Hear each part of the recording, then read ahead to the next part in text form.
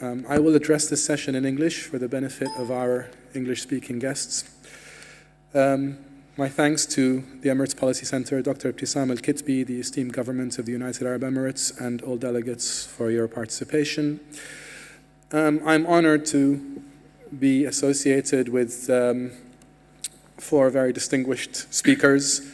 We want to try and have a dynamic discussion. I appreciate it is after lunch, so your patience in staying awake with us, and we will try and make it as lively and lots of things to discuss, really. And without further ado, I'm going to just go to my left, and some real questions as you gentlemen will speak. I think we'll give 10 minutes for each speaker, so if you can try and stay within this time frame.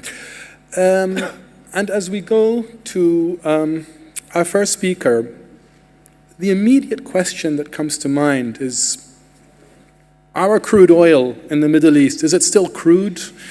Is it learning the manners of the market? Is it something that is upholding our strategic importance in the region? Does lower oil prices mean diminishing in importance for the Middle East as a center of energy? Will our importance continue to be significant? More specifically, the role of technology, I want our speakers to think about the role of the shale oil and the influence of the US shale oil revolution, and the market forces, the oil market forces. What is going to happen? How is the Gulf going to respond to these market forces?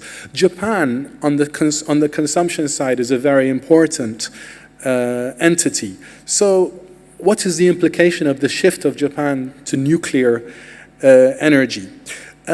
But immediately, I'd like you to welcome the first speaker, and here my question for you, sir, is specifically related to the 2 things. Number 1, the role of US shale oil. I would like you to incorporate this in your discussion. And number 2 is the competition of renewable energy and the future trajectory as it relates to the United Arab Emirates and the wider GCC region. So without further ado, Thank you very much. It's a great pleasure for me to be here. I work for the International Monetary Fund, but I have to put the disclaimer at the beginning that I'm speaking on my own behalf and not in an official capacity here. But I will draw on some of the research that we do in the IMF on these sorts of issues.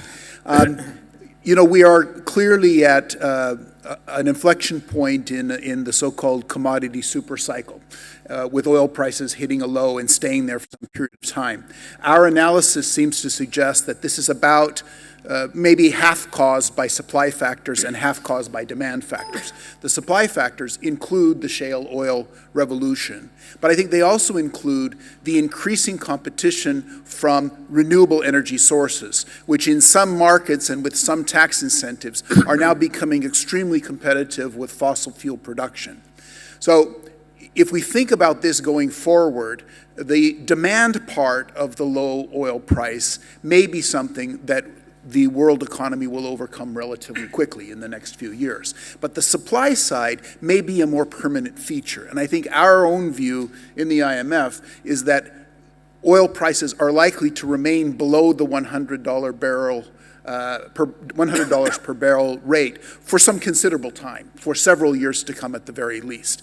And I think from a planning perspective, the impact on countries can be quite substantial in terms of the relative power. Now, on the issue of relative power, what I would say is that countries, oil exporting countries that prepared well during the good times are unlikely to see a considerable drop in their income and power in the world economy.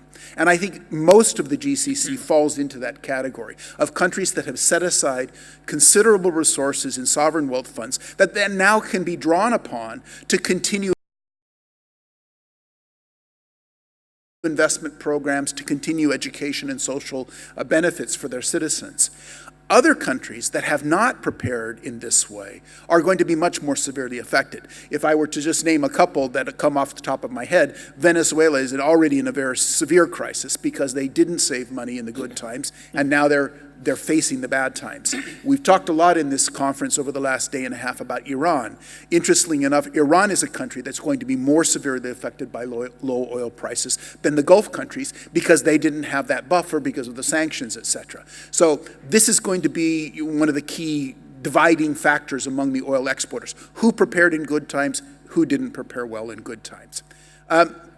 The other thing that I would say about this is that as we look to the farther future, say a decade or 2 decades out, we should anticipate that fossil fuels will likely become a declining share of the world energy market because of increasing environmental consciousness, because of climate change initiatives, and because of the decreasing price due to technological innovation of renewables. So this is another thing that is necessary for planning in countries like the GCC. There's no reason why these countries can't also be at the forefront of renewable technology. You've got massive sun resources, for example. But this takes planning and investment, I think, and that's going to be an important point. I'll stop here for now. That's great. Can you elaborate briefly on the issue of the shale oil revolution? Because I think particularly we want to know how it affects the foreign policy aspect and how it affects the rebalancing of economic alliances. Is it a real revolution? Is it sustainable in your view? Well, I do think that it's a real revolution, and I do think that it's sustainable, but we have to be clear that this shale technology is a high-cost technology. And so when prices drop, shale becomes much less attractive. Also, we have to recognize that there are significant environmental concerns, and some parts of the world have voluntarily chosen not to pursue that path. So while shale technology is being heavily used in the United States and in Canada, it's not being adopted by and large in Europe. And so we're going to, we see different reactions to this kind of technology.